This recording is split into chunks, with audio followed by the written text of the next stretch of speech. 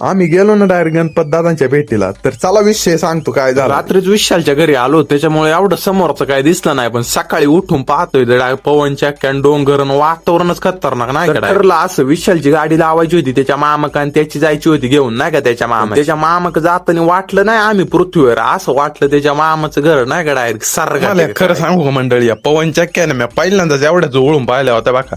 मग काय विशाल भाऊनी वाळवली ना गाडी डायरेक्ट ना आतमध्ये. मग काय आम्ही डायरेक्ट पोहोचलो नाही गणपत दादा त्यांच्या तिकडे. आता तुम्ही ह्या पंटरला तर ओळखीतच असशान, हा तो धीर्या नाही का त्यांच्यासोबत रोल करतो कॉमेडीचा, एकदम नाद करतो बघा. पण मग आम्ही डायरेक्ट पोहोचलो त्यांच्या बांगल्यात नाही का, तिथं त्यांच्या बांगल्याचं काम चालू होतं. तिथं काय ते आम्हाला भेटले नाही. मग आम्ही ना डायरेक्ट गेलो त्यांच्या गावात नाही का, गावात चौकशी केली पण गावात ते काय आम्हाला भेटले नाही गाड्या. आणि हेच बघा हे त्यांचं जुनं घर आहे. आम्ही ना नेमकी इथं थांबलो होतो येऊन जुन्या घरी. तिथं बी आमची त्यांची काय गाठ नाही झाली राव, पण त्यांचं दुकान होतं आणि दुकानावर होता त्यांचा नंबर. अरे आम्ही लावला डायरेक्ट त्यांना फोन. मग काय शेट आले एकदम नाद मध्ये नाही का. मग आम्ही डायरेक्ट त्यांची गाडी घेतली एकदम मस्त मध्ये. त्यांना सांगितलं आम्ही किती लांबून आलेलो. ते तर पर हातरूनच गेले म्हणले एवढ्या लांबून आले का तुम्ही. मग काय आम्ही गेलो ना डायरेक्ट त्यांच्या जुन्या घरी. मग काय त्यांनी आम्हाला चहा पाणी केलं आणि सांगितली नाही का कशी सुरुवात केली काय काय केलं.